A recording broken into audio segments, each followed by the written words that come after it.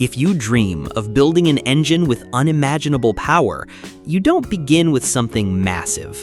It doesn't start as a monstrous V12 or a fire-breathing V10, not even with a mighty V8. Instead, the journey begins with something much smaller, something that doesn't look intimidating at first glance. It starts with a V6. But not just any V6. It's one that is hand-assembled in Yokohama, Japan, by a select group of just 4 master craftsmen whose combined knowledge of engines spans more than a century. This relatively modest-looking machine has, over the years, become the foundation for some of the most extreme builds the world has ever seen. With the right engineering, it can deliver over 1,000 horsepower and still be smooth enough to drive to work on a weekday morning. Among enthusiasts, if you ask what Nissan's greatest engine is, many will quickly point to the legendary RB26 from the Skyline GT-R, or perhaps the SR20 that powered a generation of tuners. But the truth is different. Nissan's true masterpiece is the VR38, the twin-turbocharged V6 that sits beneath the hood of the modern GT-R. It may look small compared to its rivals, but it is one of the most brilliant engines ever produced in Japan. To truly understand this remarkable machine, one must first go back in time and look at its roots. Before there was the VR, there was the VQ, Nissan's family of V6 engines. The VQ was a leap forward from the heavier, older power plants of the 1980s and 1990s, such as the VG V6 or the RB Straight 6, engines that had become famous thanks to the 300ZX and Skyline GTR. When Nissan engineers developed the VQ, their goal was simple but ambitious. They wanted it to be light, efficient, and responsive. That philosophy produced an all-aluminum engine with dual overhead cams, lighter rotating components, and far less weight than its predecessors. The first VQ appeared in the mid-1990s inside the Nissan Zafiro, known in many other countries as the Maxima. It came in several displacements, 2.0, 2.5, and 3.0 liters, and was designed more for everyday use than for high performance. But as Japan's economic bubble burst and budgets shrank, Nissan needed the VQ to play many roles. It could no longer just be a family car engine. It would have to become the heart of sports cars and even race cars. This was the beginning of a new chapter. The chief engineer of the legendary R34 Skyline GTR, Kazutoshi Mizuno, believed that the future of Nissan's performance cars would not be the RB26 anymore. He wanted to replace it with a turn-charged version of the newer VQ architecture, which promised a lighter and shorter design, as well as advanced technology like variable valve timing. Unfortunately, budget constraints meant that the production R34 GTRs continued using the tried-and-true RB26.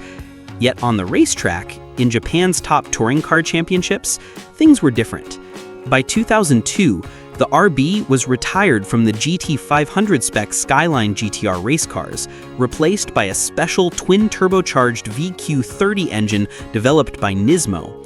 Known as the VQ30DETT, it was not just lighter, about 30 kilograms less than the RB, but it also had a wider bore that allowed larger valves and improved airflow. It produced nearly 500 horsepower and an incredible 735 Newton-meters of torque. This race engine helped Nissan claim victories on the circuit, and in many ways became the spiritual predecessor to the VR38 that would later define the GTR. The early 2000s also brought Nissan's revival of the Fairlady Z, known internationally as the 350Z. The car's success was possible largely thanks to Carlos Ghosn, the CEO who took a struggling Nissan and gave it a new lease on life. He approved the development of the Z car, and the gamble paid off. With its V35 engine, the 350Z proved that the VQ could be more than just a commuter's engine. It could carry the weight of a true sports car. But Nissan didn't stop there. The company wanted something greater. The world had been waiting for a successor to the Skyline GTR, and now the opportunity had arrived. Development of the R34 GTR was given once again to Mizuno, the man who once dreamed of putting a V6 into the GTR. This time, he got his chance. By 2005, heavily disguised prototypes were already being tested. To the casual observer, they looked like ordinary Infiniti G35s, but closer inspection revealed the truth. The cars had wider fenders, larger air ducts, massive intercoolers, and quad exhaust pipes, clear giveaways that something much more powerful was hiding underneath. Beneath those test mules lay the first iterations of what would become the VR38 DETT, a completely new evolution of the VQ family. While it shared the same bore spacing and V-lock layout, the VR was no simple rehash. It was an entirely different beast. The block had a taller deck height, similar to the VQ40, and was designed with a rigid bed plate structure that integrated the crankshaft supports into a single solid piece for unmatched strength. The closed deck design added material around the cylinders, giving it the durability to withstand immense boost pressures. Every part of it was engineered to handle stresses that would shatter most engines. The bore size remained the same, but the stroke was increased by 7 millimeters, bringing total displacement to 3.8 liters. The camshafts were given longer exit duration and higher lift to expel gases more efficiently, and the engine was paired with 2 advanced IHI turbochargers. Each turbo was integrated into a single-piece exhaust manifold and turbine housing, which reduced leaks and improved response. With just 0.8 bar of boost, the early production VR38 produced 480 metric horsepower and delivered explosive acceleration. Reviewers at the time were stunned. One journalist, after planting his foot on the accelerator for the first time, simply shouted "bloody hell," before immediately trying it again just to believe what he had felt. From that moment on, the VR38 proved itself as one of the most formidable engines in the world. It wasn't just about raw numbers, it was about how effortlessly it delivered them. It could launch the GTR like a missile, yet remain civil enough for a highway cruise. And because of its hand-built nature, every single engine carried with it the personal touch of the Takumi, the master craftsmen who assembled them. The VR38 wasn't just a machine, it was a work of art, a symbol of what happens when tradition, innovation, and passion come together. Over the years, tuners have pushed it well beyond its stock output, easily crossing the 1,000 horsepower mark without sacrificing drivability. And in doing so, it has become not only Nissan's proudest engineering achievement, but also one of the most respected engines to ever come from Japan.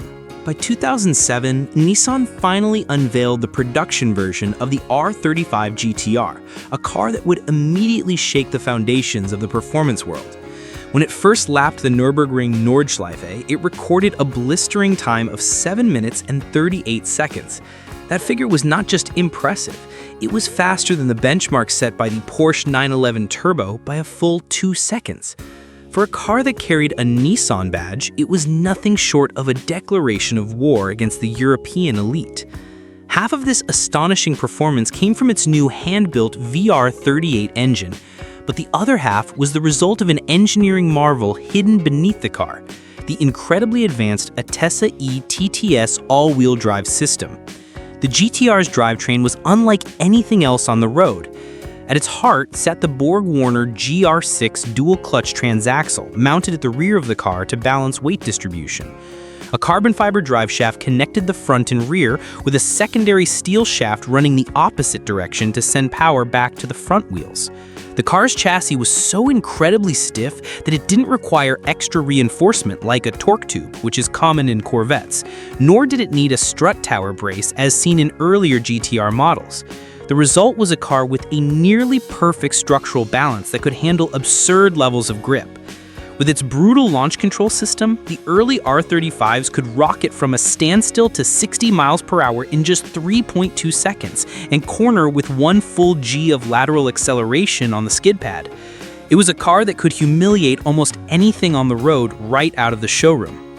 But as history has shown, the GTR's true legacy didn't come from its stock performance. It came from what tuners were able to extract from it. Once aftermarket companies began experimenting with the platform, the results were astonishing. Free-flowing down pipes and mid pipes reduced back pressure, while less restrictive intakes let the turbos breathe more freely. With larger injectors, upgraded fuel pumps, and a switch to E85 ethanol, the VR38 could quickly produce over 600 pound-feet of torque at the wheels. But that torque number represented the limit of the factory connecting rods, not the horsepower figure itself. In the world of tuning, torque is the real killer because it bends rods and stresses components, while horsepower is only a mathematical result of torque multiplied by engine speed. To keep the rods alive, tuners often deliberately reduce ignition timing below 5,000 RPM, sacrificing some torque in the lower band, but preserving reliability while still letting peak horsepower soar above 5,000 RPM. The next bottleneck came in the GR6 transmission itself. Inside its casing were 6 clutches grouped into 2 packs. One pack handled the even gears, 2, 4, and 6, while the other pack managed the odd gears, 1, 3, 5, and reverse. Like all dual-clutch systems, the next gear was already pre-selected, waiting for the driver's input. For example, if the car was in second gear, third was already lined up. The moment the driver pulled the paddle, one clutch would disengage while the other simultaneously engage, creating a seamless crossover that happened in fractions of a second. But at extremely high torque levels, this ballet of clutches began to slip, causing catastrophic wear and damage inside the transmission. Because both the rods and the transmission had similar torque thresholds, many GTR builds hit their ceiling at this bolt-on stage. For those with deeper pockets, however, the VR38 offered nearly limitless potential. With forged pistons and stronger connecting rods, the factory crankshaft and block could support as much as 1,300 wheel horsepower, assuming the turbos, cooling, and fueling systems could keep up. At that point, the transmission itself needed a full rebuild, equipped with billet shafts, PPG gear sets, carbon clutch plates, and reinforced baskets. The service cost alone could run $6,000, not including the price of the transmission itself. But once fortified, the car could handle staggering amounts of power. What set the VR38 apart from other famous engines wasn't just its peak power potential, it was how civilized it remained even at extreme outputs. A 1,200 horsepower build could idle like stock, cruise down the street without drama, and behave with the refinement of a factory car, save for a slightly louder exhaust note. That level of drivability simply wasn't possible with many other legendary engines, such as the Toyota 2JZ, Nissan's older RB26, or GM's LSX, without making heavy compromises. The only exceptions came from newer American V8s, like Ford's 5-liter Coyote or the 5.2-liter Voodoo and Predator engines, which, like the VR38, had superb cylinder head flow that allowed them to make massive power without resorting to wild camshaft profiles. Of course, chasing numbers beyond 1,200 horsepower came with eye-watering costs. With sleeved blocks and billet internals, the VR38 could touch 2,000 horsepower. With billet engine blocks that cost tens of thousands of dollars on their own, some builds have pushed past 3,000 horsepower. At those levels, the turbos were so enormous that they no longer fit in the factory location, and the transmission rebuilds became so extreme that warranties and longevity were no longer part of the equation. The limits of the VR38 weren't defined by engineering, but by the size of the checkbook funding the build. As the years went on, the DNA of the VR38 trickled down into more accessible cars. The most notable descendant was the VR30 DDTT, a smaller 3-liter twin-turbo V6 that powered cars like the Infiniti Q50 and Q60 Red Sport. Compared to the VR38, it shared very little beyond its family name, as it was developed almost a decade later. Its design used a square bore and stroke, unlike the over-square VR38, making it a balanced compromise between torque and high-revving performance. While its open deck block wasn't as robust for extreme power builds, in normal applications it proved more than capable. It also introduced new technology like direct fuel injection, higher compression ratios, integrated liquid-cooled intercoolers, and turbochargers with exhaust manifolds built directly into the heads for faster spooling and reduced heat loss. Just like its bigger brother, the VR30 responded beautifully to simple bolt-on upgrades. With free-flowing downpipes, intakes, upgraded fuel pumps, and tuning, the engine could make as much power as a stock GTR.